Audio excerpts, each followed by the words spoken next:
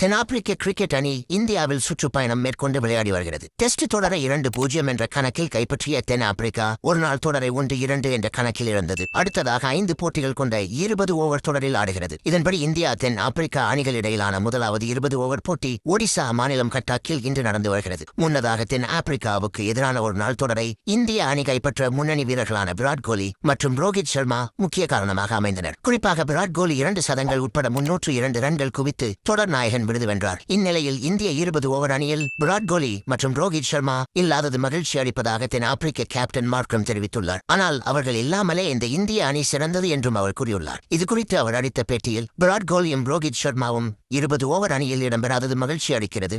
ஆனாலும் இது ஒரு சிறந்த இந்திய அணிதான். இதற்காக கூடுதல் திட்டங்கள் எதுவும் இல்லை என்று நினைக்கிறேன். இது 20 ஓவர் கிரிக்கெட். இது பொழுதுபோக்கு வடிவம். நாங்களும் அந்த பாணியிலேயே விளையாட விரும்புகிறோம். வீரர்கள் அழுத்தமின்றி உற்சாகமாக விளையாடி தங்களது முழு திறமையை வெளிப்படுத்த வேண்டும். IPL கிரிக்கெட்டில் அபிஷேக் சர்மாவுடன் இணைந்து சன்ரைசர்ஸ் ஹைதராபாத் அணிக்காக விளையாடியுள்ளேன். அவர் சிறந்த வீரர். உண்மையிலேயே நன்றாக பேட்டிங் செய்யக்கூடியவர். தனிநபராக அணிக்கு வெற்றியை தேடித்தரக்கூடிய திறமைசாலி. அவரது விக்கெட் எங்களுக்கு மிகவும் முக்கியமானது என்பதில் சந்தேகமில்லை. அவரது விக்கெட்டை சீக்கிரம் வீழ்த்துவோம் என்று நம்புகிறேன் என்று கூறினார்.